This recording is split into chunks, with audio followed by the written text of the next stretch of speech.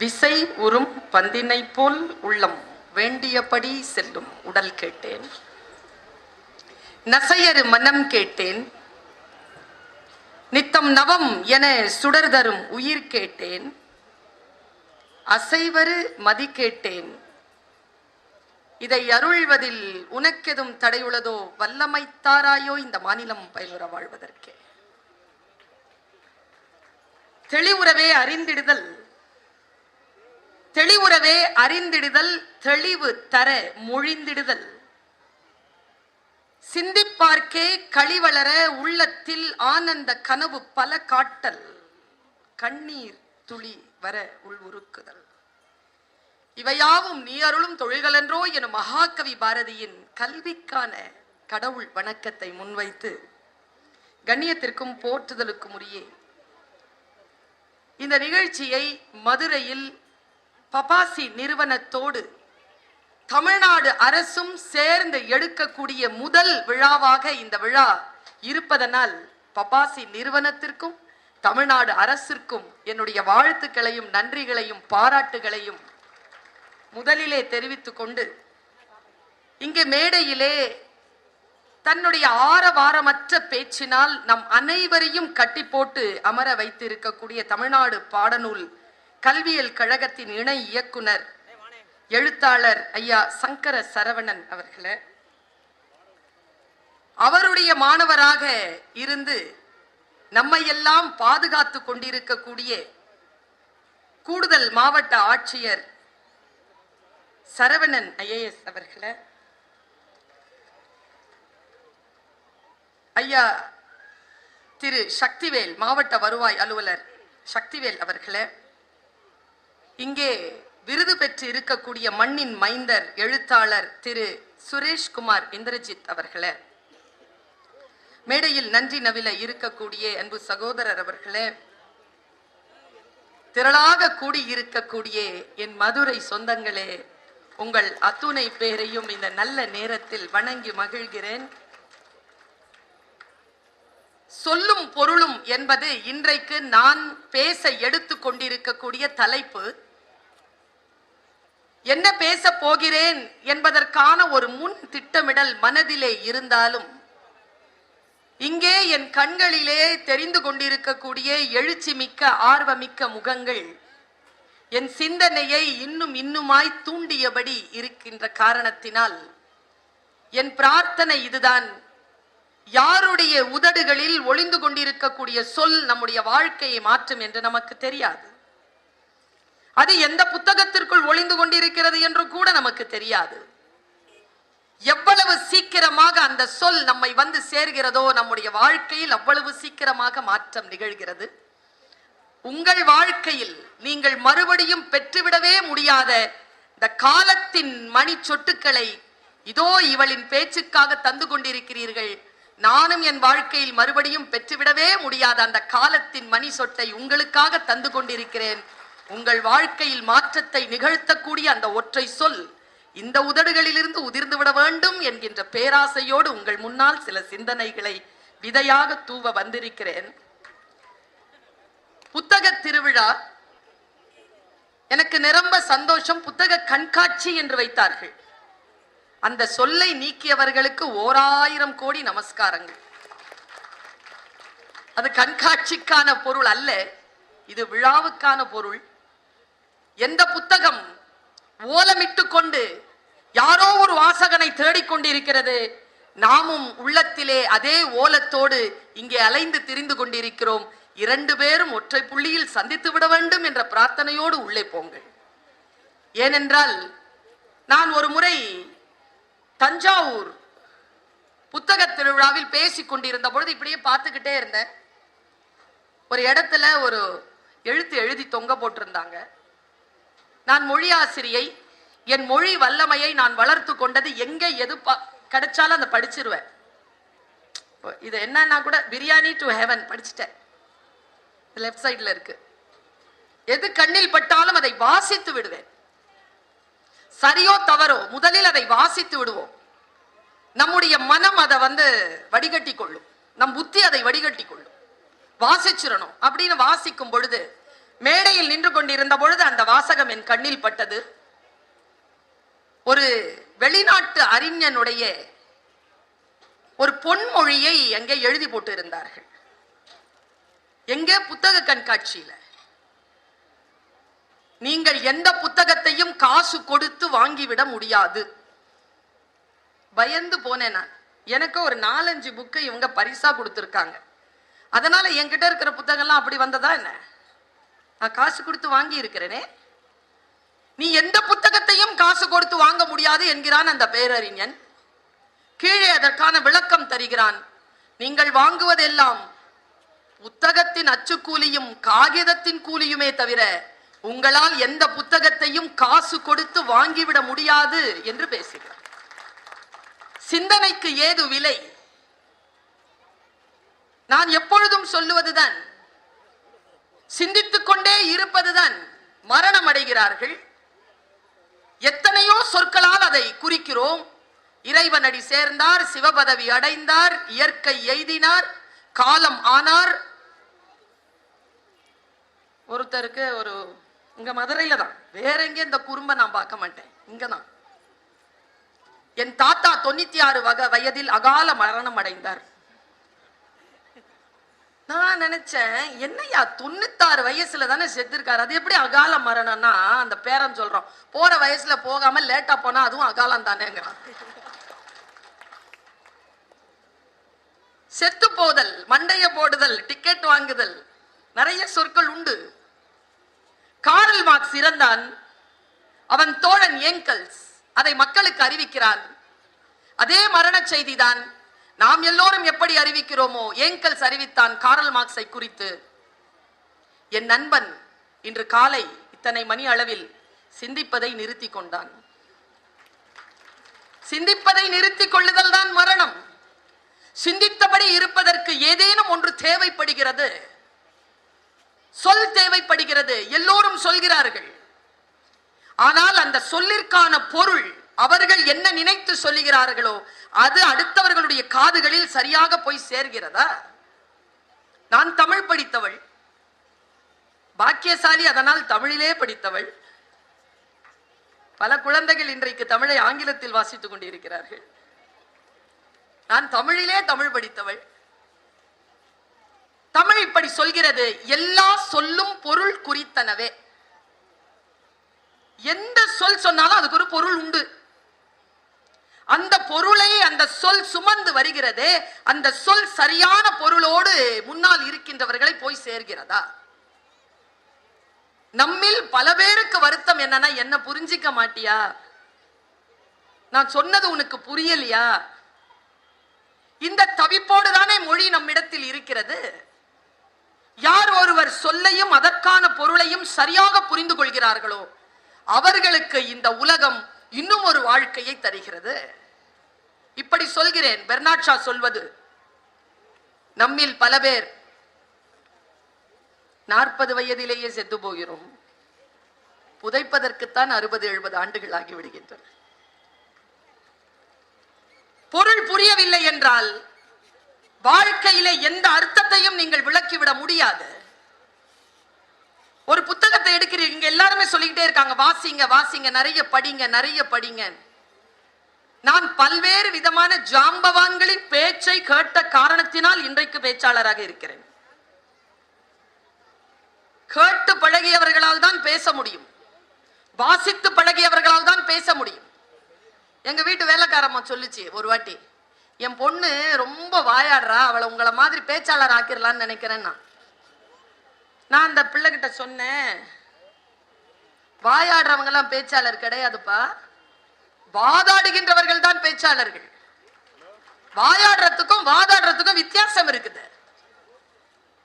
ஒரு சொல்லை எப்படி புரிந்து கொள்வது, ஒருவரை எப்படி புரிந்து கொள்வது? பைபிள் சொல்லுகிறது, காது இருக்கின்றவர்கள் கேட்டுக்கொள்ளுங்கள். சாதாரண வார்த்தை தாங்க, காது இருக்கின்றவர்கள் கேட்க கடவீர்கள். என்ன அர்த்தம்? எல்லோருக்கும் தான் காது இருக்கிறது, எல்லா சொல்லும் வந்து விழுகிறது. இப்ப கண்ணுக்கும் காதுக்கும் இருக்கிற வித்தியாசம் என்ன தெரியுமா? கண் சென்று பற்றும், கண் சென்று பற்றும், காதில் வந்து விழும்.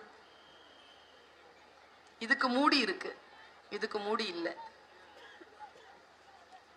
இத சரியா யார் கையாள்கிறோமோ அவர்கள்தான் உலகை வெல்லக்கூடியவர்களாக வருகிறார்கள். எதை கேட்க வேண்டும், எதை கேட்க கூடாது என்பதில் முடிவு அது தானா வந்து விழும்.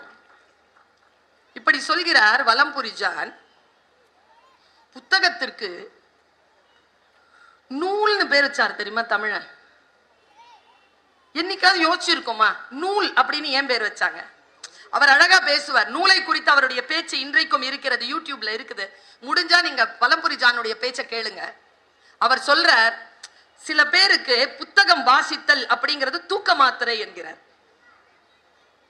தூக்கம் வரலன்னு வச்சுக்கோங்களேன், மல்லாக்கப்படுத்திட்டு காலை கொஞ்சம் இப்படி கிராஸ்ல போட்டுட்டு நெஞ்சில ஒரு புத்தகத்தை வச்சுக்கிட்டு புரட்டிக்கிட்டே இருந்தீங்கன்னா சில பேருக்கு 5 பக்கம் டோஸ், ஸ்லீப்பிங் டோஸ். சில பேருக்கு 10, யாரும் 15 தாண்டது இல்லை, ஓவர் டோஸ் ஆயிடும், ஸ்லீப்பிங்கு போயிடும். என்கிட்டயே நிறைய பேர் கேட்கிற சொல்றாங்கங்க, மேடம் உங்க பேச்சை கேட்டுட்டு தான் மேடம் தூங்குறேன். யோ, தூங்க கூடாதுங்கிறதுனால தான் ஏன் பேசுறேன், தூங்கும் போது பேச்சை கேட்கிறீங்க. வலம்புரி ஜான் சொல்லுகிறார், நீ எதை புரட்டி புரட்டி படிக்கிறாயோ அது நல்ல புத்தகம் அல்ல. படிக்கின்ற பொழுதெல்லாம் எந்த புத்தகம் உன்னை புரட்டி புரட்டி போடுகிறதோ அதுதான் நல்ல புத்தகம் என்கிறார். பேச்சை கேட்டுப்பாரு. நூல் என்று ஏன் பெயர் வைத்தார் சொல்றார் வார்த்தை சித்தர். ஊசியின் காதுகளில் நூல் நுழைந்தால் அது ஆடையின் கிழிசல்களை தைக்கும். மனிதன் காதுகள் என்கின்ற இந்த துளைகளில் நல்ல நூல்கள் நுழைந்தால் மனதில் இருக்கக்கூடிய கிழிசல்களை தைக்க உதவும். அதனால் நூல் என்று பெயர் வைத்தான்னு பேசுறாருங்க. இந்த பேச்சை நான் ரொம்ப சின்ன வயசுல கேட்டவர். கேட்டு கேட்டு நான் பழகிய காரணத்தினால் சொல் எனக்கு ஒவ்வொரு சொல்லும் புதிதாகத்தான் இருக்கிறது, சூரியனை போல. நீங்கள் சொல்லுகின்ற வணக்கம் நேற்று சொன்ன வணக்கம் அல்ல, இன்றைக்கு சொல்லுகின்ற வணக்கம். நேற்று சிரித்த சிரிப்பின் ஊடாக வெளியில் வந்த சொல் அல்ல, இன்றைக்கு வெளியில் வருகின்ற சொல். ஒவ்வொரு சொல்லும் புதிதாகவே வந்து விழுகிறது. அந்த சொல்லுக்கு அந்த வினாடியிலே பூ போல ஒரு பொருள் அதற்குள் மறைந்திருக்கிறது. இது நமக்கு புரிய வேண்டுமே. நான் இப்படி சொல்கிறேன், மதுரைக்காரர்களுக்கு நான் சொல்லுவது ஒன்றும் புதித விஷயம் அல்ல. நீங்கள் எல்லோரும் ரசனைக்காரர்கள், தெரியுமா உங்களுக்கு? எந்த கலையும் இந்த உலகத்தில் ஜெயிக்குமா ஜெயிக்காதாங்கிறத முதல்ல விதை போட்டு இந்த மண்ணில் பார்த்துடலாம். மாப்பிள்ள இந்த பக்கம் போயிடாது, தாங்க மாட்டேன். 3 மணி நேரம் வச்சு செஞ்சுட்டாங்க. இவ்வளோ பேசுற ஆளு என்ன கேட்டா மதுரை ஜில்லா தான். இந்த மதுரை மண் என்பது கலையை தட்டி தட்டி பதம் பார்த்து அதற்கான உண்மை இருந்தால் அதை தூக்கி கொண்டாடுவதும், அது சல்லி காசுக்கு பெறாது என்றால் தூக்கி வீசக்கூடிய மண். ஏனென்றால் இதுதான் சங்கப்பலகை இருந்த மண், சாதாரணமான மண் அல்ல. கலைக்கு சொந்தக்காரர்கள் நீங்கள், கலை உங்களுக்கு தெரியும். சொற்களை புரிந்து கொள்ளுங்கள், அவ்வளவுதான். இளைஞர்களை பார்த்து சொல்லுகிறேன், தயவு செய்து சொற்களின் மீது கவனம் வையுங்கள். இசையின் பெருக்கம் இருக்கிறது, இன்றைக்கு ஓசையின் பெருக்கம் இருக்கிறது. வார்த்தைக்குள்ளாக இருக்கக்கூடிய பயணம் குறைந்து கொண்டிருக்கிறது. வார்த்தை கூடாக இருக்கக்கூடிய பயணத்திற்கு போங்கள். ஒரு பெண்ணை இந்த சமூகத்தில் மிக அதிகமாக கொண்டாடிய ஒரு வரலாறு நம்முடைய வரலாறு. இன்னைக்கு பெண்களுக்கு மரியாதை தரக்கூடிய சூழல் குறைந்து கொண்டே வருகிறது என்று ஆய்வுகள் சொல்கின்றன. எதை வைத்ததை சொல்கிறார்கள்? சொல்லை வைத்துதான் சொல்கிறார்கள். ஒரு காதலன் காதலியை பார்த்து, என் தாத்தா காலத்தில் ஒரு விதமாக பேசினார், என் தகப்பன் காலத்தில் ஒரு விதமாக பேசினார், என் காலத்தில் ஒரு விதமாக பேசினார், இப்பொழுது என் பிள்ளை காலத்தில் வேறு விதமாக பேசிக் கொண்டிருக்கிறார். என் தாத்தா பாரதி ஒரு பெண்ணை பார்த்து சொன்னான், வீணையடி நீ எனக்கு, மேவும் விரல் நான் உனக்கு, பானமடி நீ எனக்கு, பாண்டமடி நான் உனக்கு. இப்படி பேசினான் பாரதி. யாவுமே சுகமாய் இருக்கும் முனிவருக்குள் ஈசனாம் எனக்கு உன் தோற்றம் என்றார். ஒரு முனிவனுடைய மனதில் இருக்கக்கூடிய சிவன் நீதானடி எனக்கு என்று பேசக்கூடியது என் தாத்தா காலத்து காதல். என் தகப்பன் காலத்தில் ஒரு காதல் இருந்தது. பூஜைக்கு வந்த மலரேவா, பூமிக்கு வந்த நிலவேவா, கண்ணதாசன். ஆடை கட்டி வண்ட நிலவோ பட்டுக்கோட்டை. இது என் தகப்பன் காலம். என் காலத்தில் கவிதைகள் இருந்தன. கண்ணாளனே எனது கண்ணை நேற்றோடு காணவில்லை. என்ன பாட்டுங்க அது? இந்த காட்சி கொண்டு வர்றார் வைரமுத்து. அது என் காலத்து காலம். நான் இளமையாக இருக்கின்ற காலகட்டத்தில், நான் கல்லூரி மாணவியாக இருந்த காலகட்டத்தில் அந்த பாட்டை அவ்வளவு ரசித்திருக்கிறேன்.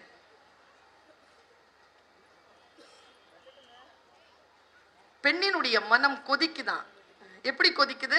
உலை கொதித்திடும் நீர்க்குமிழ் போல. பனித்துளிதான் என்ன செய்யுமோ, மூங்கில் காட்டில் தீ விழும் பொழுது மூங்கில் காடென்று ஆயினள் மாது. இது என் காலத்து காதல். இப்ப இருக்கிற பசங்க அட்ராவள, குத்ராவள, கொல்றா. எப்படிங்க? இப்போ ஒரு பாட்டு வந்துச்சுங்க, ஜோர்தால் ஜோர்தால்னு ஒரு பாட்டு. என்னதான் சொல்றான்? நானும் திரும்பி திரும்பி பார்த்துட்டு கத்ரா கத்துன்னு கத்தாத, நான் படுத்துக்கவேன் ஜொர்த்தாலங்கிறான். அவ்வளவுதான். திருப்பி திருப்பி சொல்றான். சொற்கள் ஏன் இப்படி மாறி போயின? ஒரு சமூகத்தில் ஒரு சொல் இல்லாமல் போனதற்கு யார் காரணம்? ஒரு பக்கம் இப்படி இருந்தாலும் இன்னொரு பக்கம் அந்த சொல்லை தூக்கி பிடிப்பதற்கான வேலைகள் தொடர்ந்து நடந்த வண்ணமும் இருக்கின்றன. அதையும் சொல்லாமல் விட முடியாது. தேன்மொழின்னு ஒரு பாட்டு வந்திருக்கு. தேன்மொழி பூங்கோடி வாடி போச்சே ஏன் செடி. நல்லா இருக்கு, ரொம்ப அழகா இருக்கு. கஞ்சா பூ கண்ணாலன்னு ஒரு பாட்டு. இப்படியும் எழுதுறான், இப்படியும் எழுதுறான். இவங்களை பேலன்ஸ் பண்ணுமே. இவங்களை எப்படி பேலன்ஸ் பண்றது? ஒன்னும் இல்ல. ஐயா சொன்னது போல், சங்கர் ஐயா சொன்னது போல், மனிதர்களுடைய குற்றங்கள் குறைய வேண்டும் என்றால் வாசிப்பு பழக்கம் கூட வேண்டும். வாசிப்பு பழக்கம் கூட கூட குற்றவியலான சொற்கள் இல்லாமல் போகும். இதை எப்படி மேம்படுத்துவது? இப்ப சமீபத்துல லிங்குசாமி என்கின்ற டைரக்டர் கவிக்கோ அப்துல் ரஹ்மானுடைய நினைவு நாள் அன்றைக்கான ஹைகோ போட்டியை நடத்தினார். உலகமெல்லாம் சேர்ந்து 8000 கவிதைகள் வந்தன. 8000 கவிதைகளை ஒருத்தர் 350 குறைச்சார், தேர்ந்தெடுத்தார். கனிமொழி எம்பி அவர்கள் தான் அன்றைக்கு விழாவினுடைய தலைமை.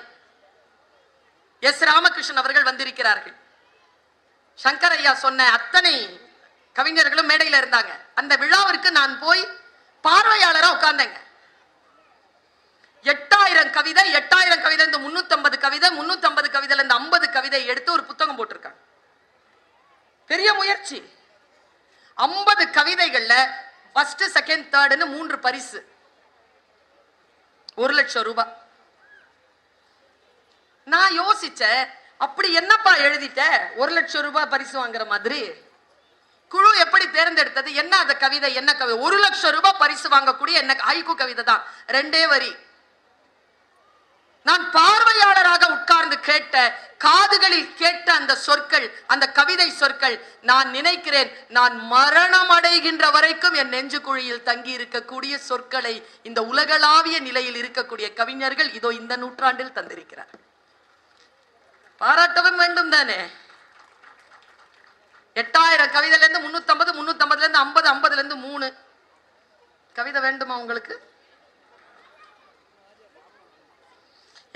எனக்கு தெரிஞ்சு யாரோ ஒருத்தர் படிச்சுட்டு வாங்க வந்து அவரை உட்கார வச்சு பேச வச்சு, இத்தனை மக்கள், ஆயிரக்கணக்கான மக்கள் உட்கார்ந்து கேட்கக்கூடிய சபை தமிழகத்தில் தவிர்த்து இந்த உலகத்தில் வேறு எங்கேயும் கிடையாது. வேறு எங்கேயும் கிடையாது. இலக்கியத்தை இவ்வளவு ரசிக்கக்கூடிய கூட்டம், மொழியை இவ்வளவு ரசிக்கக்கூடிய கூட்டம் பாருங்க. முதல் பரிசு பெற்ற கவிதை மலேசியால இருந்து நட்டா அப்படிங்கிற ஒருத்தர் எழுதியிருக்கார். இந்த புத்தகத்துக்கு தலைப்பே அதான். புத்தகத்துக்கு தலைப்பு வாடியது கொக்கு. சரியா? ஆனா என்னன்னா, நான் இந்த சபையில சொல்றேன், கவிதை புரிஞ்சாதான் கைத்தட்டல் வரும். எனக்கு தெரிஞ்சு 10 செகண்ட் ஆகும். புரியணும்ல? என்ன கேட்டா, ஒரு கவிதை புரியணும்னா ஜென்மங்களில் எனக்கு நம்பிக்கை இல்லை. ஒருவேளை நம்பிக்கை இருந்தால் இப்படி சொல்வேன், ஒரு கவிதையை புரிஞ்சுக்கிறதுக்கு 1000 ஜென்மம் எடுக்கணும். புரியாதுங்க. இல்லைன்னா புரிந்து கொண்டால் வாழ்க்கையின் வித்தியாசமான கதவுகள் திறந்து கொள்ளும். யாரையும் டிஸ்டர்ப் பண்ண மாட்டோம். யோகா பண்ணா ஒருத்தன், அவங்ககிட்ட போய் கேட்டாங்க, யோகா பண்றியப்பா எப்படி இருக்கு? சந்தோஷமா இருக்கு. உண்மையா சந்தோஷமா இருக்கா? இல்ல டவுட்டா இருக்கு. நேரா போய் குருநாதர் கிட்ட கேட்டான், குருநாதா நான் யோகா செய்கிறேன், நான் சந்தோஷமாக இருக்கிறேனா? குருநாதர் பட்டுன்னு பதில் சொல்றார், நீ யோகா செய்தால் உன்னை சுற்றி இருக்கின்றவர்கள் சந்தோஷமாக இருப்பார்கள். தேவையில்லாத வேலையை செய்ய மாட்டேன், அமைதியா உட்கார்ந்துட்டு இருப்பேன்னு அர்த்தம். அது சில வார்த்தைகள் நாம் புரிந்து கொள்ளுகின்ற பொழுது இந்த உலகத்திற்கு நாம் கொடையாக மாறுகிறோம், அன்பாக மாறிவிடுகிறோம். நாம் மிகப்பெரிய பரிசாக அவர்களுக்கு முன்னால் திகழ்கிறோம். பாருங்க, முதல் கவிதை, வாடியது கொக்கு, ஓடியதெல்லாம் ஜோடி மீன்கள்.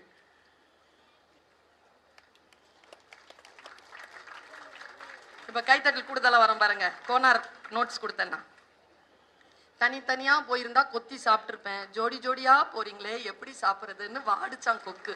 பாத்தீங்களா? புரிந்து கொண்டால் தாங்க எதுவும் பேரழகு. எந்த சொல்லும் பொருள் புரிகிறதா? பொருள் புரிந்து போனால் நம்முடைய வாழ்க்கையினுடைய தரமே வேறாக மாறி போகிறது. பாருங்க, 2வது பரிசு பெற்ற கவிதை. முதல் கவிதைக்கு 10 செகண்ட் எடுத்தீங்களா? செகண்ட் கவிதைக்கு 15 செகண்ட் எடுப்பீங்க. தூண்டிலில் மீன், தூண்டிலில் மீன், அதன் கண்களில் விடை பெற்றுக் கொண்டது நதி.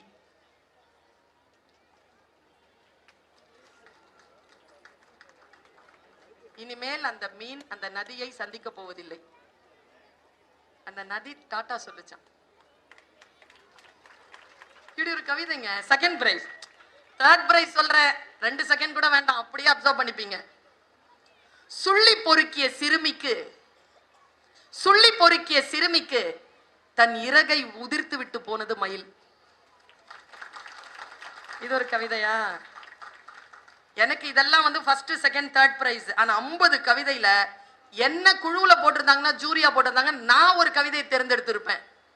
கனிமொழி அக்காவை போட்டிருந்தாங்கன்னா அவங்க ஒரு கவிதையை தேர்ந்தெடுத்திருப்பாங்க. நான் ஃபர்ஸ்ட் செகண்ட் தேர்ட்னு அதுல வேற கவிதை தான் எடுத்தேன். எனக்கு அதான் பிடிச்சிருந்தது. கனிமொழி அக்கா வேற விஷயங்களை சொன்னா, அவங்க சொல்லும் போது அவங்க கண்கள் பனிச்சிருச்சிங்க. அவங்க கண்களை பார்த்தேன், என் கண்களும் பனித்தது. அந்த கவிதை அவர்களுக்கு பிடித்தமான கவிதை, உங்களுக்கும் பிடிக்கும். ரொம்ப டீப்பா யோசிச்சீங்கன்னா நீங்களும் கண் கலங்கலாம். 2 வரிதான். கடைசி இலையும் உதிர்ந்த பிறகு, கடைசி இலையும் உதிர்ந்த பிறகு நிலவை சூடிக்கொள்கிறது மரம். பௌர்ணமி ராத்திரியில பட்ட மரத்தை பார்த்திருக்கீங்களா? அவங்க சொன்னாங்க, நான் ஃபர்ஸ்ட் பிரைஸ் கொடுத்திருந்தேன்னா இதுக்கு தான் கொடுத்திருப்பேன். பனி படர்ந்த கண்ணாடி, கண் வரைந்தேன், வழிந்தது கண்ணீர். நான் இதுக்கு தான் கொடுத்திருப்பேன். இதை எல்லாத்தையும் தூக்கி சாப்பிடுற ஒரு கவிதை இருக்குது. ஊதுகுழல் இசைக்கிறாள் அம்மா, நடனம் ஆடுகிறது நெருப்பு. எப்படி எழுதுறாங்க பசங்க, எப்படி எழுதுறாங்க தெரியுமா? உடைந்த பானையின் சில்லுகளில் மிச்சம் இருக்கிறது பழைய நீர். என்னை போலவே நடித்து காட்டுகிறது என் நிழல். எந்த கிளி ஏமாற்றியதோ தாடியுடன் இருக்கிறது ஆலமரம். பார்க்கிறத ஒருத்தன் எழுதுறான் பாருங்க, அந்த பையன்லாம் குற்றம் செய்ய முடியாதுங்க, அந்த பொண்ணெல்லாம் குற்றம் செய்ய முடியாது. எழுதுங்கள் என் குழந்தைகளே, என் தம்பிமார்களே, தங்கைமார்களே, அக்காமார்களே, எழுதுங்கள். எதை பார்த்தாலும் அழகியலோடு அதை உள்வாங்கிக் கொண்டு, அல்லது கோபம் வந்தால் ரௌத்ரத்தோடு எழுதுங்கள். அந்த சுடுகாட்டிற்கு உயிர் தந்தது ஒரு பிணம். இப்படி எழுதுறாங்க பசங்க. இப்படியும் இருக்கிறது கவிதை. இப்ப சமீபத்தில் ஒரு பாடலாசிரியர் மகளை இழந்தார். இங்கே நிறைய இளைஞர்கள் இருக்கிறீர்கள், ஒரு விழிப்புணர்வுக்காக இதை சொல்கிறேன். அந்த பெண்ணுக்கு 26 to 28 வயது இருக்கும். இறந்து போனாள். இந்த உலகத்துல வேணான்னு அவன் முடிவு பண்ணிட்டா, தற்கொலை செய்து கொண்டாள். 16 நாள்ல இருந்து 20 நாளைக்குள்ள அந்த பாடலாசிரியர், அந்த கபிலர் என்கின்ற அந்த பாடலாசிரியர் குமுதத்திலே தன் மகள் பற்றிய கவிதைகளை பதிவு செய்தார். துக்கமான அந்த கவிதையை நாம் ஏன் வாசிக்க வேண்டும் என்றால், நான் அன்றைக்கு எழுதினேன், 9ஆம் தேதி என்று எழுதினேன், முகநூலில் எழுதினேன், தற்கொலை என்பது குழந்தைகள் பெற்றோர்களுக்கு தரும் மரண தண்டனை. அவர் இப்படி எழுதுறாருங்க. ஒருபோதும் அந்த முடிவு சரியாக வராது என்பதற்காக, தகப்பன்மாரையும் தாய்மாரையும் நாம் மனதிலே நிறுத்திக் கொள்ள வேண்டும் என்பதற்காக, அந்த தகப்பனினுடைய அந்த புலம்பல் இருக்குல்ல, அந்த வலி இருக்குல்ல, அதை அந்த கவிஞர் பதிவு செய்திருக்கிறார். கண் கலங்காமல் என்னால் அதை வாசிக்க முடியவில்லை. நான் சொல்கிறேன், நீங்களும் கண் கலங்காமல் அதை கேட்டுவிட முடியாது.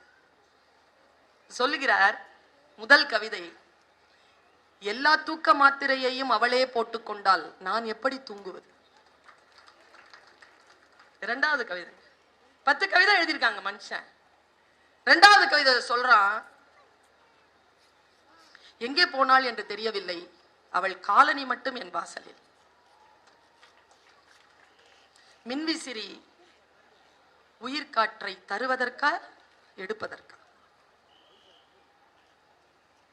அடுத்து சொல்றான் பாருங்க, அவள் தந்த தேநீர் கோப்பையில் எறும்பாக செத்து மிதக்கிறேன். அவளை தோளில் தூக்கி கொண்டு பள்ளிக்கூடத்திற்கு சென்ற வழி இன்னும் தோளில் மிச்சம் இருக்கிறது. கண்களின் வலி தெரியுமா கண்ணீர் துளிக்கு? கண்களின் வலி தெரியுமா கண்ணீர் துளிக்கு? யார் என்னிடத்தில் துக்கம் கேட்க வந்தாலும் அவள் குரலிலேயே கேட்கிறார்கள். என்னங்க எங்க போறது? இந்த வலியை எடுத்துக்கிட்டு எங்க போறது? அந்த வலியை பதிவு செய்திருக்கக்கூடிய அந்த மகா கவி அன்றைக்கு சொல்கிறார், முளைக்கவே மாட்டாள் என்று தெரிந்தும் அந்த விதையை விதைத்து விட்டேன். இரண்டாவது முறையாக பிறக்க மாட்டோம் என்பதற்காக முதல் முறையாக செத்து போனாள். இப்படி எழுதுகிறாங்க. ஒரு வலியை, ஒரு காதலை, ஒரு இழப்பின் தவிப்பை, ஒரு மனதினுடைய விசாரணையை இலக்கியம் நமக்கு தரும். புத்தக வாசிப்பு நமக்கு தரும். சொற்கள் நமக்கு தரும். அந்த சொல்லின் பொருள் நமக்கு தரும். அந்த பொருள் நமக்கு புரிய வேண்டும். நிறைய பேர் இருக்கிறீர்கள் இங்க, கலைஞர்கள், புகைப்பட கலைஞர்கள் இருக்கிறீர்கள், ஒளிப்பதவை செய்து கொண்டிருக்கக்கூடிய கலைஞர்கள் இருக்கிறீர்கள். இந்த சபையிலேயே பல படைப்பாளர்கள் இருக்கிறீர்கள். நான் இங்கே வந்து இவ்வளவு பயணம் செய்து நான் வந்து இங்கே பேசுகிறேன் என்றால் என்ன காரணம்? ஒரு ஆண் பயணம் செய்து வருவதற்கும் ஒரு பெண் பயணம் செய்து வருவதற்கும் இடையே நிறைய வேறுபாடுகள், நிறைய வலிகள் உண்டு. அவ்வளவு சீக்கிரமாக இடம்பெயர்ந்து விட முடியாது. 500 கிலோமீட்டர் பயணம் செய்து இதோ உங்களுக்காக நின்று பேசிக் கொண்டிருக்கிறேன் என்றால் என் கடமைகளை அங்கே யார் செய்து கொண்டிருப்பார்கள்? அது அப்படியே மிச்சம் இருக்கும். போய் நான் தான் பண்ணேன். இந்த வலி எப்பொழுது புரியும்? சில வாசிப்புகளினால் புரியும். இதோ இத்தகைய எழுத்தாளர்கள் அதை சொல்லிவிட்டு போவார்கள்.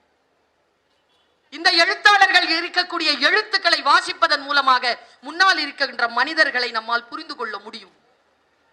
சமீபத்தில் ஒரு 5-6 ஆண்டுகளுக்கு முன்னால் எனக்கு ஒரு பணி தரப்பட்டது. அந்த பணி என்ன என்றால், ஒரு கல்லூரியில் படிக்கக்கூடிய பிள்ளைகளுக்கு பாடத்திட்டத்தை சரி செய்து தர வேண்டும். பாடத்திட்டத்திற்கான தலைப்பு என்ன என்றால், காட்சிப்படுத்தலும் கதை சொல்லுதலும். காட்சிப்படுத்துவதன் மூலமாக கதை சொல்ல வேண்டும். நானும் SRM பல்கலைக்கழகத்தில் சிவாஜி கணேசன் தகவல் தொழில்நுட்ப திரைப்பட கல்லூரி, அதற்கு டீனாக இருந்த ஞானராஜசேகரன் IAS அவரும் நானும் உட்கார்ந்து பாடத்திட்டத்தை வகுக்கிறோம். அப்பொழுது நாங்கள் அந்த பாடத்திட்டத்திற்கு பரிந்துரை செய்த ஒரு கதை, நான் சொல்கிறேன், இந்த கதை உங்களுடைய சிந்தனையில் படிந்து விட்டால் நிச்சயமாக நான் சொல்லுகிறேன், இதோ இந்த அரங்கத்தை விட்டு நீங்கள் வெளியேறுகின்ற பொழுது உங்களுடைய மனநிலையும் உங்களுடைய புத்தி நிலையும் இன்னும் மிருதுவாக மாறி இருக்கும். இன்னும் நெகிழ்ச்சியாக மாறி இருக்கும், இன்னும் அமைதியாக இருக்கும். இதற்கு நான் கேரண்டி. பாருங்க, ஒரு பெண் அல்லது ஒரு ஆண் அல்லது ஏதோ ஒரு உயிர், அது மனிதனாக இருக்க வேண்டிய அவசியமும் கிடையாது, ஏதோ ஒரு உயிர், அது எதைங்க எதிர்பார்க்குது? ஒரு உயிரினுடைய எதிர்பார்ப்பு என்ன? பல சொற்களால் அது பேசுகிறது, அந்த பொருள் நமக்கு புரிகிறதா? நான் இந்த கதையை சொல்வதற்கு முன்னால் உங்களுக்கு ஒரு காட்சியை சொல்கிறேன், முடிந்தால் புரிந்து கொள்ளுங்கள். ஒரு பெண்ணுக்கு அடங்காத ரத்தப்போக்கு, அடங்காத ரத்தப்போக்கு, நிக்கவே இல்லை, இறந்து போவாள் என்று மருத்துவர்கள் கைவிரிக்கிறார்கள். அந்த பெண்ணிடத்தில் சொல்லப்படுகிறது, இங்க ஒருத்தர் வருவாரு, அவருக்கு பேரு மேசையா, மசிஹா. மசிஹானா என்ன அர்த்தம்னா மரணத்திற்கான மருத்துவர்னு அர்த்தம். அவரை போய் நீ பார்த்துட்டனா உன்னுடைய உடல் நலம் குணமாக வாய்ப்பு இருக்கு, முடிஞ்சா பாருங்கிறாங்க. அவ காத்திருக்கிறான். அவர் வராரு. இது பைபிளில் வரக்கூடிய ஒரு கதை. நான் கிறிஸ்துவத்தை பரப்ப வேண்டும் என்ற எந்த நோக்கத்தோடும் இதை சொல்லவில்லை, எனக்கு அது நோக்கம் இல்லை. நான் பகவத்கீதையோ குரானையோ பைபிளையோ வாசிக்கின்ற பொழுது அதன் மதம் குறித்து உங்களை செலுத்துவது அல்ல என் நோக்கம். அது ஆழமாக சொல்லுகின்ற மனித நேயத்திற்கான உச்ச நிலையை நாம் புரிந்து கொள்ள வேண்டுமே என்கின்ற தவிப்பின் காரணமாகத்தான் நான் அதை உங்களுக்கு கடத்தி கொண்டிருக்கிறேன். அவள் காத்திருக்கிறாள், இயேசு வந்துட்டார்.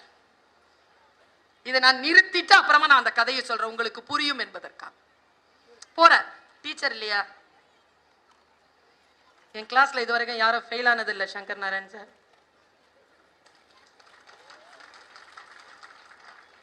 செயலாக விட்டதில்லை.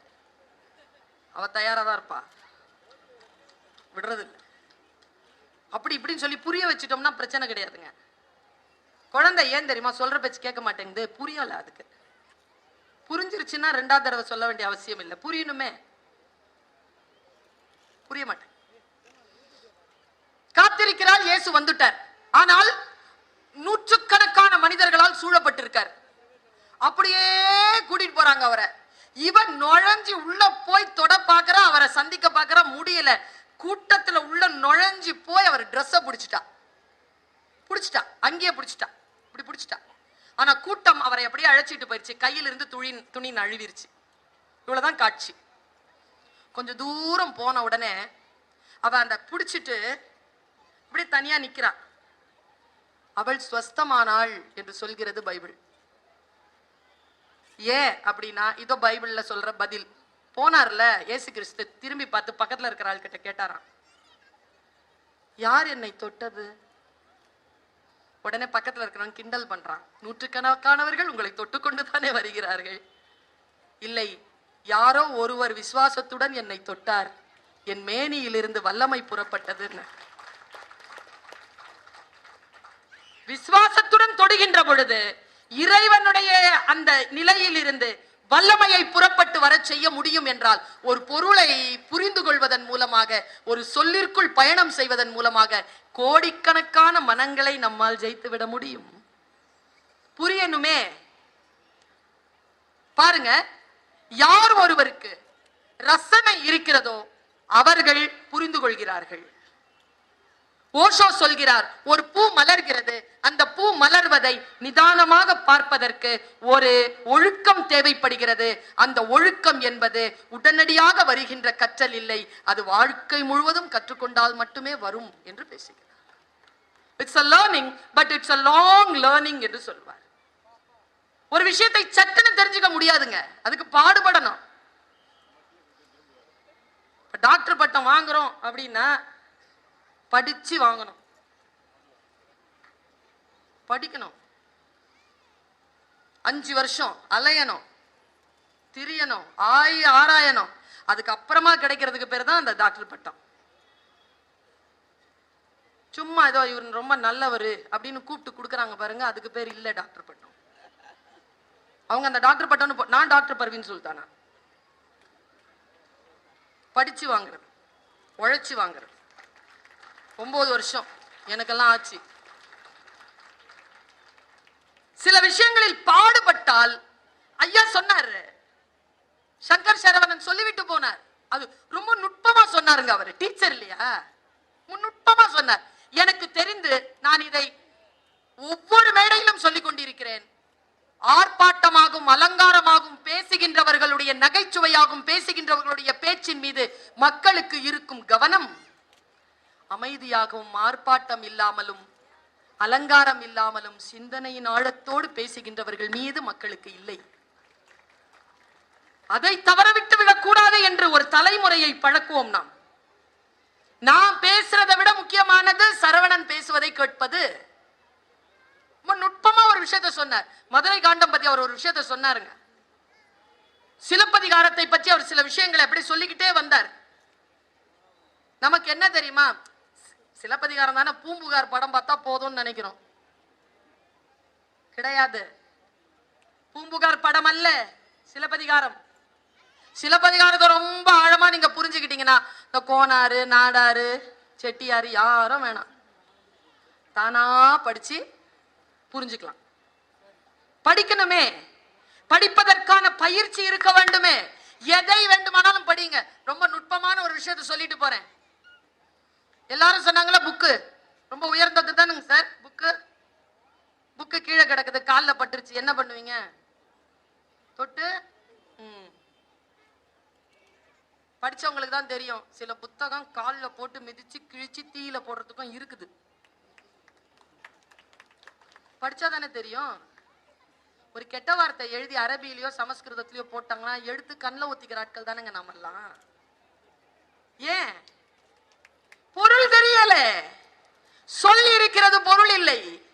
பொருள் இல்லாத போது அந்த பொருள் ஒரு வேலையை செய்யும் பாருங்க, அதுதான் ஜெயிக்குமே தவிர எந்த சொல்லும் ஜெயிப்பதில்லை. சொல்லின் பொருள் தான் ஜெயிக்கிறது. பொருள் உணர்ந்து ஒரு சொல்லை வாசிப்பது, பொருள் உணர்ந்து ஒன்றை அணுகுவது, புரிந்து கொள். எனக்கு ஆங்கிலத்தில் பிடித்தமான ஒற்றை சொல் அண்டர்ஸ்டாண்ட். என்ன சொல்லுங்க அது? I stand under. நீ எதுவாக இருக்கிறாயோ ஐ ஸ்டாண்ட் அண்டர்.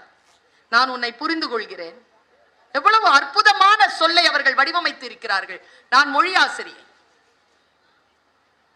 அந்த குழந்தைகளுக்கு ரசனை தொடர்பான ஒரு பாடத்தை தர வேண்டும். ஒரு உயிர் எதை இந்த உலகத்தில் இருந்து கேட்கிறது என்றால் அங்கீகாரத்தை தாங்க கேட்குது. நான் இருக்கிறேன்ல, சமைக்கிறேன்ல, சாப்பிடுறல, நல்லா இருக்குன்னு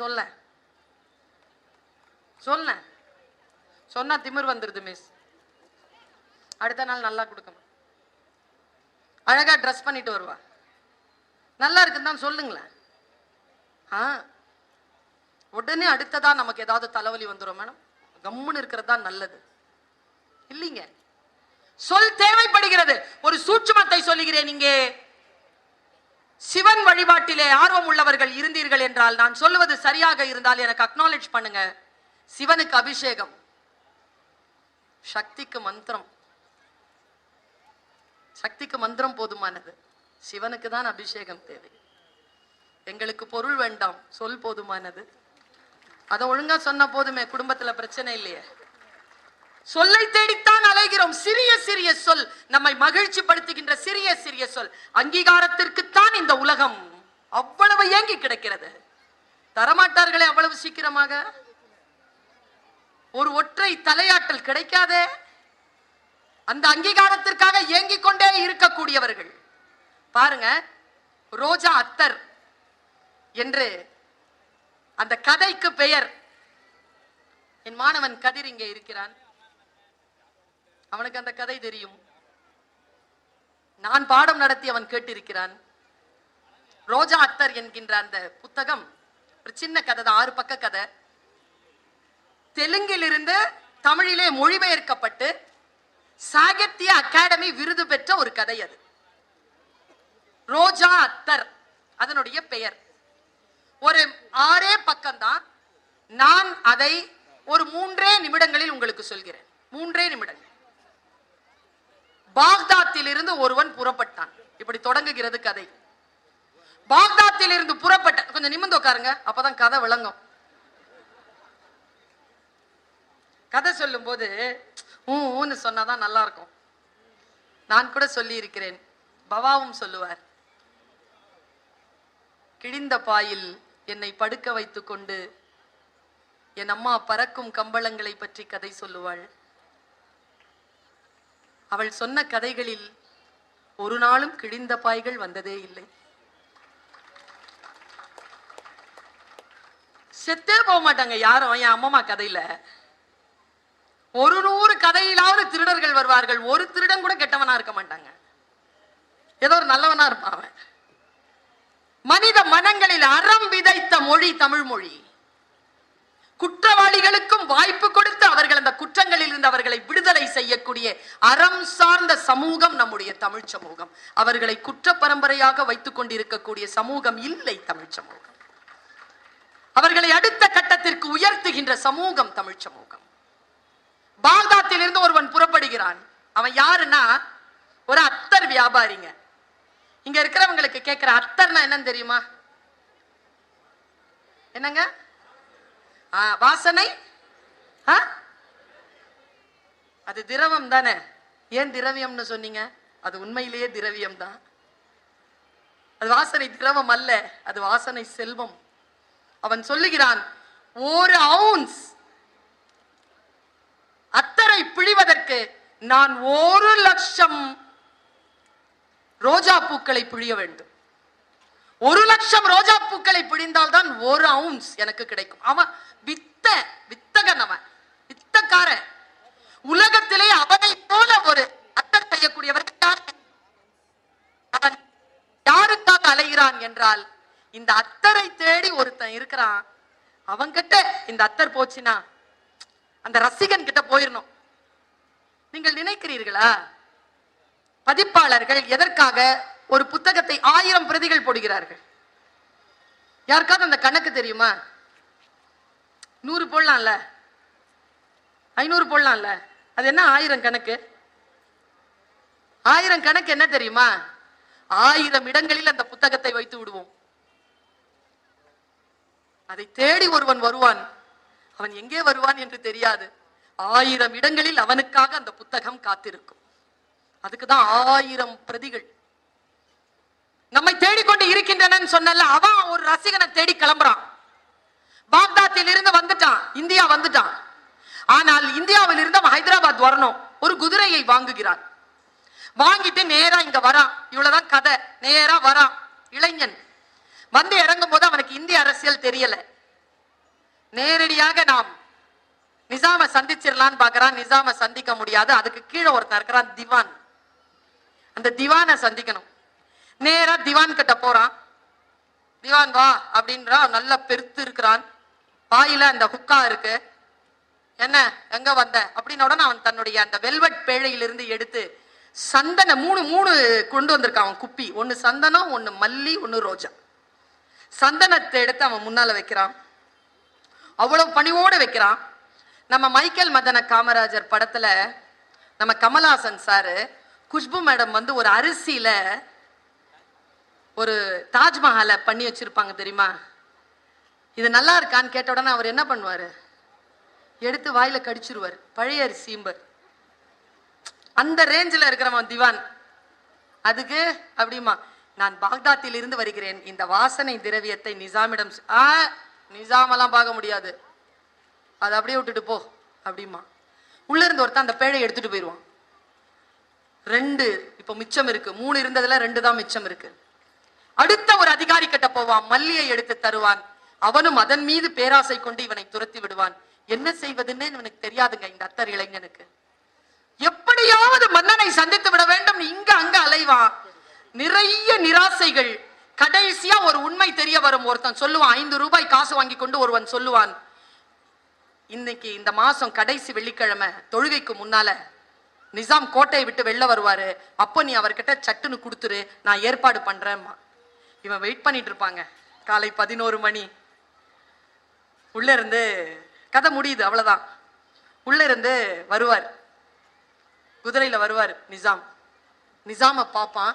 கொஞ்ச நேரத்துல இதோ எடுத்து அவரிடத்தில் நீட்டி விடலாம் என்று இப்படி குனியும் பொழுது ஒரு போலீஸ்காரன் வந்து கையை பிடிச்சிரும். எதுக்கு இங்க நிக்கிற? தர தர தர தர இழுத்துட்டு போவாங்க. குதிரை அப்படி கடந்து போயிட்டு இருக்கோங்க. இவ்வளவுதான் லாஸ்ட். நீங்க அந்த கதையை படிக்கணும். எனக்கு இங்க இருக்கான்னு தெரியல, சாகித்ய அகாடமியினுடைய நூலில் இருக்கிறது. அது ஸ்லோ மோஷன்ல போவாங்க. அந்த கதை கடைசி 2 பக்கத்துக்கு ஸ்லோ மோஷன்ல போகும். அவன் என்ன தெரியுமா பண்ணுவான், இந்த கையில பிடிச்சிருந்தத அப்படி அப்படி சுத்துவாங்க. சுத்தி இப்படி வந்து இடுப்புல இருந்த அந்த குப்பியை எடுப்பான். இந்த நிசாம பார்ப்பான். நிசாம் அவனை கடந்து போயிருப்பான். இப்படி கடந்துருவாங்க. ஓடி போயும் கொடுக்க முடியாது, அவ்வளவு மக்கள் வெள்ளம்.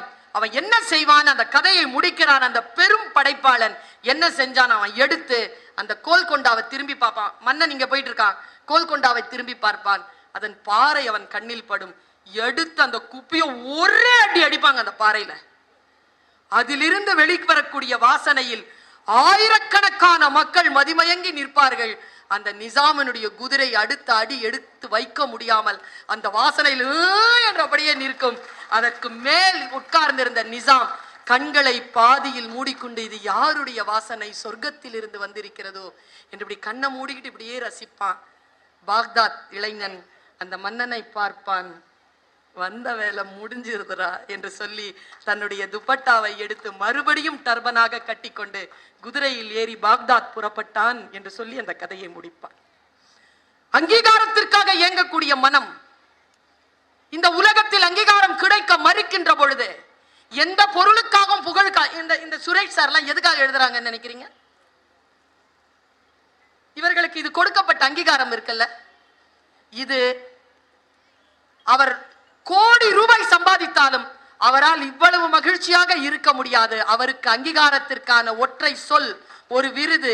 அந்த ஒரு அங்கீகாரம் தான் ஒரு எழுத்தாளன் தேடிக்கொண்டிருப்பது. ஒரு வாசகனை தேடுகிறான். அந்த வாசகனை தேடுகின்ற அந்த ரோஜா அத்தரனுடைய மனம். நான் மார்ச் மாசம் போயிருந்தேன், 2021 12ஆம் தேதி போயிருந்தேன் தமிழ்ச்சங்கத்துக்காக. அப்ப இந்த கதை மனசுல இருந்தது. நேரா கோல்கொண்டா போனேன். நீங்கள் நம்பினால் நம்புங்கள், நேரா போய் அங்க இருக்கக்கூடிய அந்த பாறைய தேடினேன். ஒரு பாறை முன்னால கண்ணில் பட்டது. கையால் தடவி கிட்ட போய் முகர்ந்து பார்த்தேன். நம்புவீர்களா, அதில் ரோஜா அத்தர் மணந்தது. இப்படித்தான் இருக்க முடியும் ஒரு படைப்பு. நம் மனதை புரட்டி போடுகின்ற படைப்பு. ஒற்றை சொல், எங்கோ மறைந்திருக்கக்கூடிய ஒற்றை சொல். நிறைய பேர் அவசர காலகட்டத்தில் ஓடிக்கொண்டிருக்கிறோம். என் மாணவி ஒரு வார்த்தை அப்படி சொல்லிட்டு போனா, ஓடுற ட்ரெயின்ல ஓட முடியாது மேடம். வீட்டுல போய் யோசிச்சு பாருங்க. ட்ரெயின்ல ஏறிட்டீங்க, அது போய் சேரும்போது தான் போய் சேர முடியும். உள்ள ஓடிக்கிட்டே இருந்தீங்கன்னா அப்படித்தான் ஓடுகிறோம் நாம். பல இடங்களில் அமைதி இல்லாமல் போவதற்கு, ஒரு பதட்ட நிலை வருவதற்கு சூழலை சரியாக புரிந்து கொள்ளாதது காரணம். அந்த சூழல் என்கின்ற சொல்லிற்கான பொருள் சரியாக வந்து சேர்கின்ற பொழுது நமக்கு பல மாற்றங்கள் நம் வாழ்க்கையில் நிகழ்கின்றன. யாரோ ஒருவர் சொல்வார்கள், போகிற போக்கில் அப்படி சொல்லிட்டு போவாங்க. ஆனால் அந்த சொல்லில் இருக்கக்கூடிய சூட்சுமம் இருக்கு இல்லையா, அந்த சூட்சுமம் நம்முடைய வாழ்க்கையை மாற்றி போடக்கூடிய வல்லமை பெற்றதாக இருக்கிற காரணங்களினால் அந்த சொல்லை கவனப்படுத்திக் கொள்ள வேண்டும். ஒன்றும் கிடையாது. இந்த மேடையில இத்தனை பேர் கவனமா இருக்கிறீங்கல்ல, நான் இப்ப வைத்தால கத்தி பேசிட்டு இருக்கிறேன்ல, ஒரே ஆள் மேடையில ஏறி இந்த 4 பேருக்கு டீ கொடுக்கட்டுமே, எல்லாரும் கவனமா அங்கதான் போகும். இல்ல யாரோ ஒரு முக்கிய பிரமுகர் வருகிறார், எல்லார் கவனமும் அங்க போயிடும். கவனம் என்கின்ற ஒரு சொல்லை இந்த சகோதரி உங்களுக்கு சொல்லி தருகிறேன். சூழல் பல நேரங்களில் உங்கள் கவனத்தை சிதறடிக்கும். அப்பொழுதுதான் நீங்கள் பெறக்கூடிய வெற்றி தள்ளி போகும். யார் ஒருவர் கவனத்தை சிதறடிக்காமல் சரியான வேளையில் அதை அறுவடை செய்து கொள்கிறார்களோ அவர்கள் மிகப்பெரிய உச்சங்களை அடைகிறார்கள். பல நேரங்களில் நான் பார்த்திருக்கிறேன். ஒரு மெல்லிய கவனம். வேதாத்திரி மகரிஷி சொல்கிறார், தியானம் என்பது வேறு ஒன்றும் இல்லை.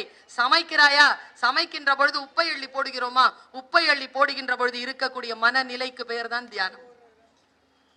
தப்புனா அளவு மாறிடும், சிந்தனை மாறிடும். ஒரு காரியத்தை செய்கின்ற பொழுது கவனம் என்ற ஒரு சொல். பகை என்பது எது? யாருங்க பகை? இந்த சொல்லை எப்போது யோசிச்சு பார்த்திருக்கீங்களா? பல நேரங்களில் நான் பார்க்கிறேன். நேற்றுங்க எனக்கு ஒரு தகவல், கூட பிறந்த சகோதரி கிட்ட 10 வருஷமா பேசாத ஒரு சகோதரர்கள். அவள் நேற்று இறந்து போனாள். மறுபடியும் எங்க போய் சந்திக்க போகிறாய்? எந்த வீரப்ப? எதற்காக? நான் உங்க எல்லார்கிட்டையும் சொல்றேன், இங்க எத்தனை பேர் அண்ணனா இருக்கிறீங்கன்னு எனக்கு தெரியாது.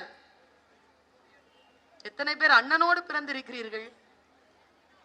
நீங்கள் எல்லோரும் பாக்கியசாலிகள். ஏன் தெரியுமா? நம்ம அப்பா சின்ன வயசுல எப்படி இருப்பாருன்னு நம்ம தெரிஞ்சுக்கணும்னா நம்ம அண்ணனை போய் பார்த்துக்கலாம். அது நம்ம சின்ன அப்பாங்க. அது அவன் கல்யாணம் பண்ணதுல இருந்து யாரையும் பாக்குறதெல்லாம் அவனுக்கும் எங்களுக்கும் ஆகாது. அப்புறம் அவனு சொல்ற, உங்க அம்மா அப்பாக்கு தெம்பு இருந்தா உங்களுக்கு தம்பி தங்கச்சி கிடைப்பா, அண்ணா அக்கா கிடைக்காது. முடிஞ்சா இன்னைக்கு ராத்திரி போய் தொலைபேசியில, அண்ணா நல்லா இருக்கியா, என்ன திடீர்னு பேசணும் போல தோணுச்சு, அப்பா ஞாபகம் வந்துச்சா, உன் ஞாபகம் வந்துச்சு, நல்லா இருக்கல்ல, எப்பாவது ஒரு வாட்டியாவது பாத்துடலானே, வீட்டுல வேணாம் வெளியில பாத்துக்கலாமா, கேளுங்களேன். உங்க அண்ணன் தானே, உங்க அக்கா தானே, அவ செஞ்சது எப்படி மறக்க முடியும்? என்ன அதை விட முக்கியமானது அவள் இருப்பது, அவள் உயிரோடு இருப்பது, அண்ணன் உயிரோடு இருப்பது. பல குடும்பங்களுக்கு பூனைக்கு முதல் குட்டி பத்தியம் என்பார்கள். சயின்டிபிக்கா அது நிஜமா பொய்யா என்று எனக்கு தெரியாது. ஆனால் பல குடும்பங்களுக்கு அண்ணனும் அக்காவும் பத்தியமாக்கி போயிருக்கிறார்கள். அவர்களை போய் ஒரு வார்த்தை சந்தித்து பேசி விடுங்கள். இந்த சொல்லுக்கான பொருள் உங்களுக்கு புரியுதான்னு தெரியல. எனக்கு ஒரு அண்ணன், ஒரு அக்கா, ஒரு தம்பி, ஒரு தங்கச்சி, 4 பேர் இருக்காங்க. தனித்தனியா இருக்காங்க, ஒத்தையாளாவே இருக்காங்க. எனக்கு அண்ணனுக்கு தங்கச்சியா இருக்கிறது அந்த பிளேவரும் தெரியும், அக்காவுக்கு தங்கச்சியா இருக்கிறது தெரியும், தம்பிக்கு அக்காவாக இருக்கிறது எப்படின்னு தெரியும், தங்கச்சிக்கு அக்காவா இருக்கிறது எப்படின்னு தெரியும். 4 பிளேவர், 4 கலர், 4 ஷேடு. முடிந்தால் போய் பற்றிக் கொள்ளுங்கள். நம்மில் பல பேருக்கு கவனம் இல்லை, எதை பாதுகாக்க வேண்டும். இப்ப நான் உதாரணத்துக்கு உங்க எல்லாருக்கிட்டையும் ஒரு விஷயம் கேட்கிறேன். உங்க பர்ஸ் காணாம போக கூடாது, காணாம போயிருச்சு, போகக்கூடாது, போயிருச்சு. அடுத்த கேள்வி என்னங்க வரும்? சும்மா சொல்லுங்க. அடுத்த கேள்வி, உள்ள உள்ள எவ்வளவு இருந்துச்சு? 30 ரூபாய். என்ன சொல்வீங்க அடுத்த வார்த்தை? 30 ரூபாய் தாங்க இருந்துச்சு, ஏன் பர்ஸ் தாங்க காணோம். நீங்க கேக்குறீங்க, நான் சொல்றேன் 30 ரூபாய் இருந்தது. என்ன சொல்வீங்க? போனா பர்சு 3000 ரூபாய். பல நேரங்கள்ல பெருமதியே தெரிய மாட்டேங்குதுங்க. அப்பா என்ன சம்பாரிச்சு கொடுக்கிறாரா? சொத்து எழுதி வச்சிருக்கிறாரா? இல்லைங்க, அதுவே ஒரு சொத்துங்க, அதுவே சொத்து. நெல்லை ஜெயந்தா, நெல்லை ஜெயந்தான்னு சொன்னாங்கல்ல, அண்ணன் சொல்லிட்டே இருந்தாரு, என்ன அக்கான்னு சொல்லிட்டு இருந்தாரு, சொன்னார்ல, அவர் எழுதினாருங்க அம்மாவை பத்தி. அப்பா இறந்து போயிடுறார், அவர் பெட்டியை திறந்து பார்த்துட்டு இருக்கிறார். அது ஒரு அம்மான்ற கவிதையில இருக்கு, தொட்டில் ஓசையில இருக்கு. தேடி பார்க்கிறார், எந்த சொத்தும் விட்டுட்டு போல, ஒரு பத்திரம் இல்ல உள்ள. திரும்பி பார்க்கறாங்க, அம்மா நிக்கிறார், கவிதை வருகிறது அவருக்கு. என் அப்பா உயிர் எழுதிய உயில் என் அம்மா. முக்கியம் இல்லையா? எத்தனை பேருக்குங்க இருக்கு, இருக்கிறத காப்பாத்திப்போமே. இந்த சொல்லின் பொருளை புரிந்து கொள்ளுங்களேன். நண்பன் எத்தனை பேருக்கு இருக்கிறது? பகை. பா என்ன சொல் அது, பகை. ஆபிரகாம் லிங்கன் எழுதுகிறார், என் குழந்தைக்கு சொல்லிக் கொடுங்கள், என் வாழ்க்கையை மாற்றி போட்ட வாசகம், என் குழந்தைக்கு சொல்லிக் கொடுங்கள், ஒவ்வொரு பகைவனுக்கும் ஒரு நண்பன் இருக்கிறான். நமக்கு தான் அது பகை. நான் ரொம்ப சூட்சமமா, இது ஆய்ந்த அவை என்பதனால் சூட்சமமா ஒரு விஷயத்தை சொல்லிட்டு போறேன். ராமாயணத்துல 4 பேர் அண்ணன் தம்பிங்க தானே, கடகடன்னு சொல்லுங்க பேரை. 3 பேர் வந்துரும், 4வது பேர் சிக்கும். சொல்லுங்க பாப்போம். ராம, லக்ஷ்மண, பரதன், சத்ருக்னன். ஓகே, இதுல ஃபேமஸ் ஆனவங்க 3 பேர் தானே. சத்ருக்னன் ஏதாவது ஃபேமஸா? ரொம்ப டீப்பா இந்த சொல்லிட்டு போறேன் நான், டைம் ஆகுது எனக்கும். ரொம்ப டீப்பா சொல்லிட்டு போறேன். உங்கள் வாழ்க்கையில் ஏதேனும் மாற்றம் வருகிறதான்னு பாருங்க. சத்ருக்னன் அப்படின்னு அவனுக்கு பேருப்பா. பரதன் யாருன்னு நமக்கு தெரியும், ராமன் யாருன்னு தெரியும், லக்ஷ்மணன் யாருன்னு தெரியும், சத்ருக்னன் யாருன்னு தெரியாது. அவனை பற்றி நிறைய பாட்டு இல்லை. வசிட்டர் தான் பெயர் வைக்கிறார். அவருடைய பெயருக்கு அர்த்தம் சத்ருவை வென்றவன், சத்ருக்னன், சத்ருவை அழித்தவன். நானும் வால்மீகி திருப்பி பார்க்கிறேன், கம்பன் திருப்பி பார்க்கிறேன், துளசிதாசரை பார்க்கிறேன். எங்கேயாவது அவன் ஏதாவது சண்டை போட்டிருக்கானா? எந்த பகையாவது ஜெயிச்சிருக்கானா?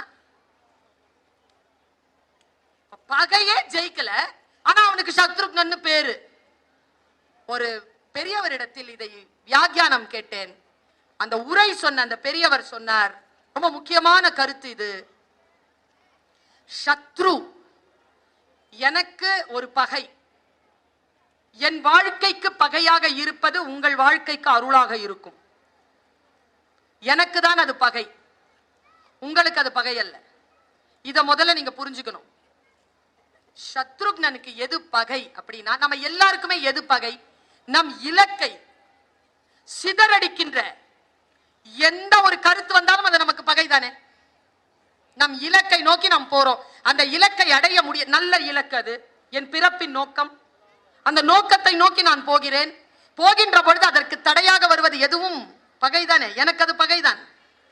ஸ்டூடெண்ட்ஸ் கிட்ட நான் சொல்லுவேன், உங்களுக்கான பகை எது என்பதனை கண்டுபிடியுங்கள், அதை ஜெயிச்சிருங்க. யாருக்கோ இருக்கக்கூடிய பகை உங்களுக்கான பகை அல்ல.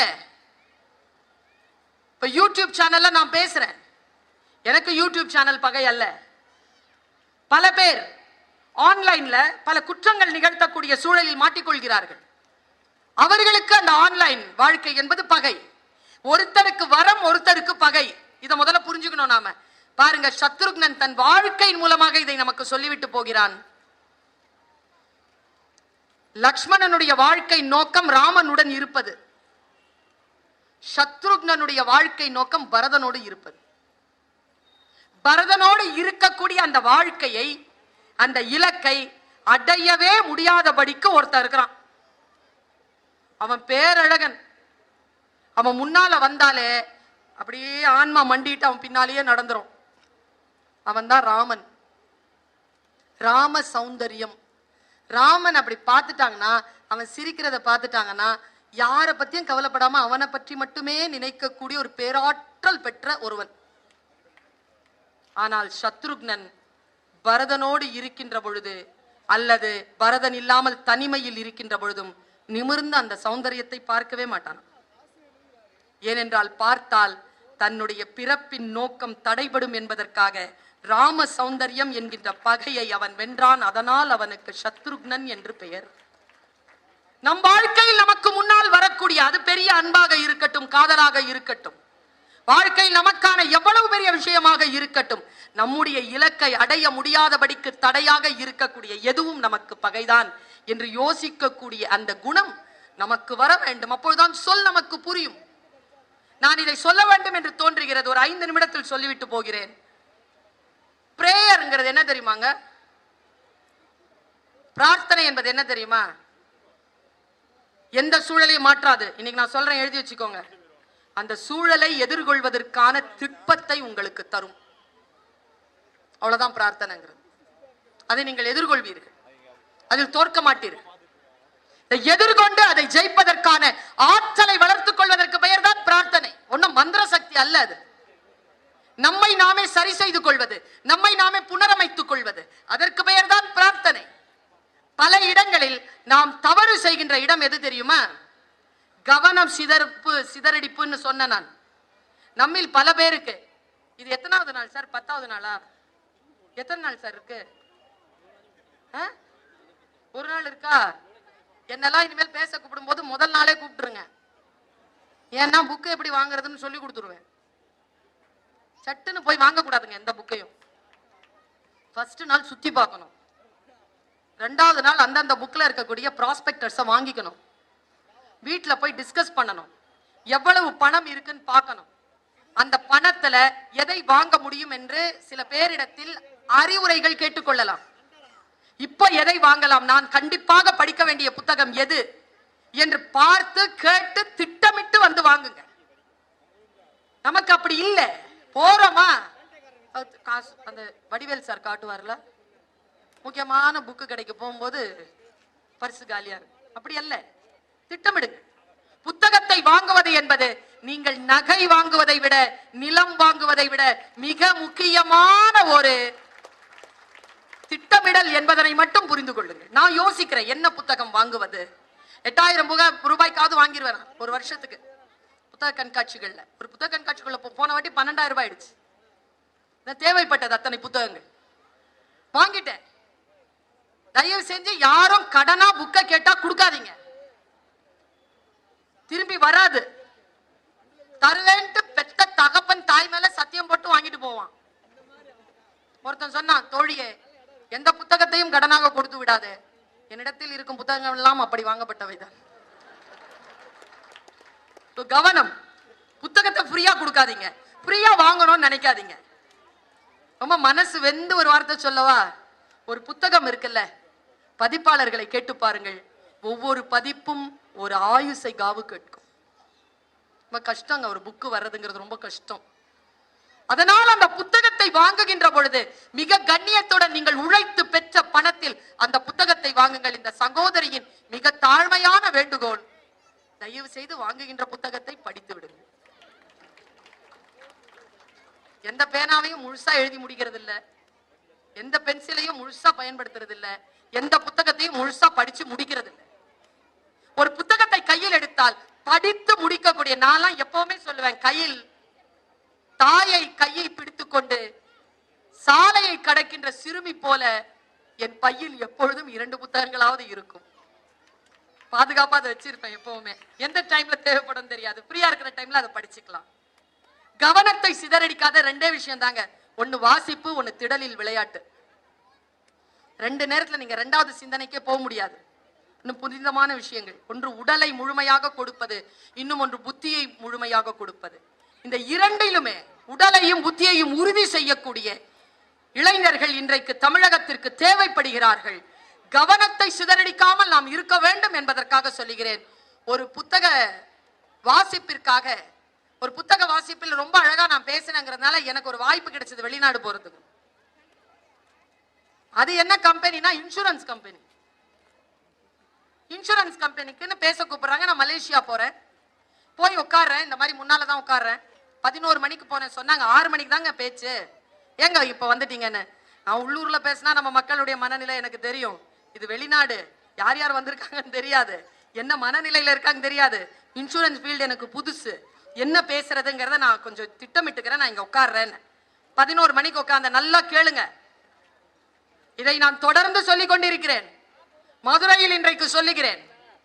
உங்களுடைய மனங்களில் இதில் ஏதேனும் ஒரு மாற்றம் இருக்கிறதா, வருமா என்று பாருங்கள். பேராசைதான் எனக்கு. இந்த உட்கார்ந்து கேட்கிறீர்களே, எல்லோர் காதுகளிலும் என்னுடைய விழ வேண்டும் என்ற பேராசை எனக்கு இல்லை. பெற்ற தாயானை சொல்கிறேன், இந்த கூட்டத்தில் ஒருவருடைய வாழ்க்கையில் ஒரு தீபம் ஏற்றப்பட்டால் என்னுடைய இத்தனை கால உழைப்பிற்கான அந்த பலன் எனக்கு கிடைக்கும் என்கின்ற நம்பிக்கை. இந்த காட்டில் எந்த மூங்கில் புல்லாங்குழல் என்பதுதான். பாருங்க, போய் உட்கார்ற. ஸ்மார்ட்டா ஒருத்தர் வந்தாருங்க, சாரி ஸ்மார்ட், நேரா வந்தார். நல்லா தெரிஞ்சுக்கோங்க, கிளாஸ் எடுக்கிறவங்க ஸ்மார்ட்டா இருக்கும். உடல் மொழி, ஆடை, ஐ கான்டாக்ட், லாங்குவேஜ் எல்லாம் கரெக்டா இருக்கணும். இல்லைன்னா இன்னைக்கு பாடம் கேட்க மாட்டாங்க பசங்க. ரொம்ப கிளியர். ஒரு பொண்ணு என்கிட்ட கவுன்சிலிங் வந்து சொல்லுது, என் டீச்சர் எனக்கு பிடிக்கல, அதனால அந்த ஸ்கூல் போக மாட்டேன். எந்த டீச்சர்? Maths teacher. ஏன் பிடிக்கல? அவங்க அழகா இல்லை, அவங்க சரியா ட்ரெஸ் பண்ண மாட்டேங்கிறாங்க, அவங்க வாய்ஸ் எனக்கு பிடிக்கல.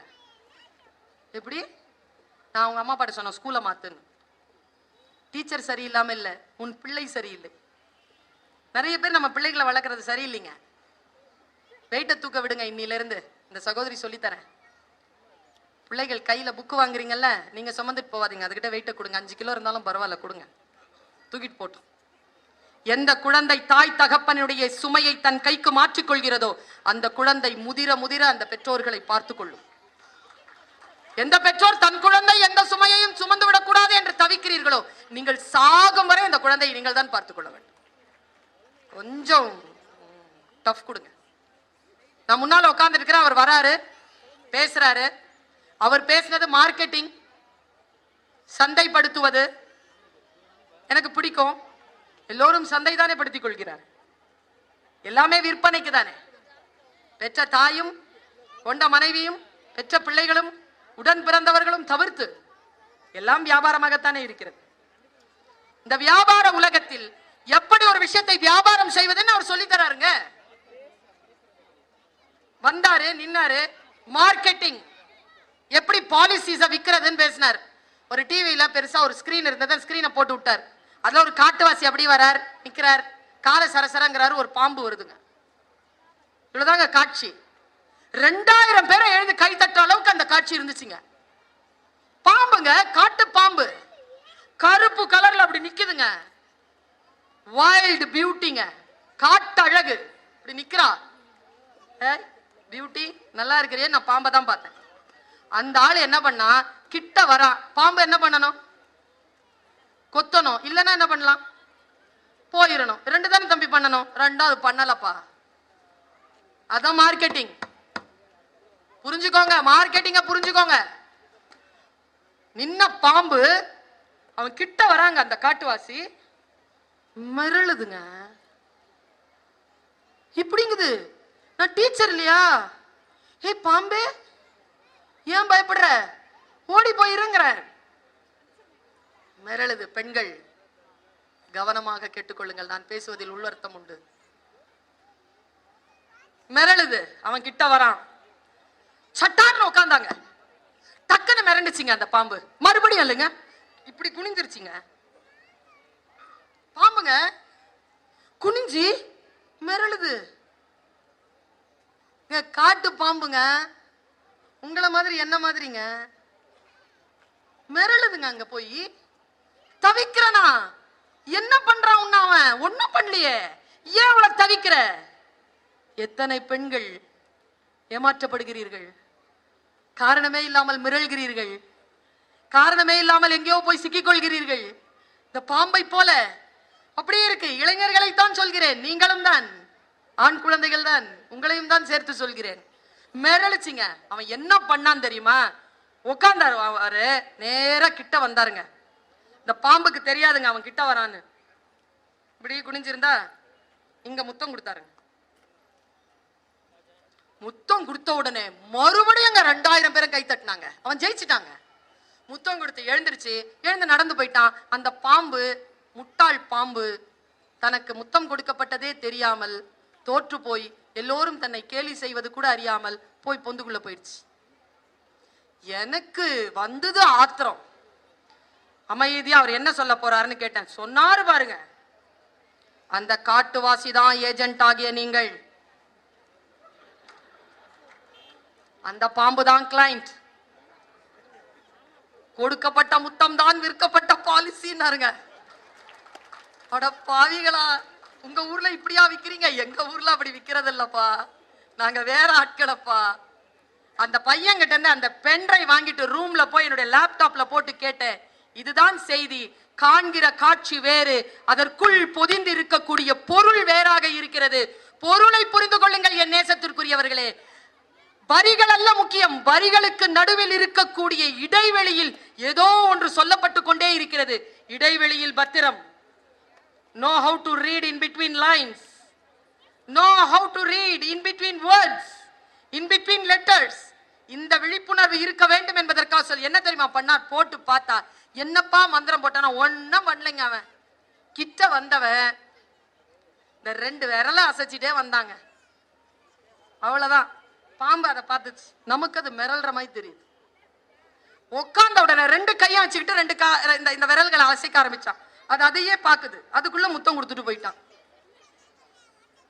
நம் கவனத்தை சிதறடித்து நம்மை ஜெயித்து விட்டதாக சிலர் அறிவிப்பு தந்து கொண்டிருக்கிறார்கள். நம் கவனம் சிதறாமல் இருக்கின்ற பொழுது யாராலும் வெல்லப்படாதவர்களாக நாம் இருப்போம் என்பதனை மட்டும் நீங்கள் புரிந்து கொள்ளுங்கள். எந்த சூழ்நிலை வந்தாலும் என் அன்புக்குரியவர்களே, கவனத்தை மட்டும் சிதறடிக்காமல் இருந்தால் வினாடிகளை, நிமிடங்களை, மணி நேரத்தை, நாளை, ஆண்டை, யுகங்களை காப்பாற்றிக் கொள்ளலாம். என் தந்தையார் சொல்லுவார், மாஜீனே तारीख के वो दौर भी देखे हैं, लम्हों ने खता की थी, सदियों ने सजा पाई. என்ன அர்த்தம் தெரியுமா? காலத்தின் பேரேடு ஒரு மாபெரும் ரகசியத்தை நமக்கு சொல்கிறது. வினாடிகள் தான் தவறிழைக்கின்றன, தண்டனையோ யுகங்களுக்கு கிடைக்கிறது என்று சொன்னார். வினாடிகளை காப்பாற்றிக் கொள்வதன் மூலமாக தலைமுறையை காப்பாற்றிக் கொள்ளலாம். அது கோபமாக இருந்தாலும், ஆசையாக இருந்தாலும், புன்னகையாக இருந்தாலும். ஒரு நிமிடம் வன்முறையாளனும் வீரனும் யார் தெரியுமா? உடனே அடிக்கிறவன் வன்முறையாளன், ஒரு வினாடி நிக்கிறவன் வீரன். ஒரு வினாடி அதை அந்த கண்ட்ரோல்ல நிக்கிறான் பாருங்க. அந்த வீரம், அந்த புத்தி, அந்த ஞானம் இருந்தால் சொல்லுக்கான பொருள் புரிந்து போகும்.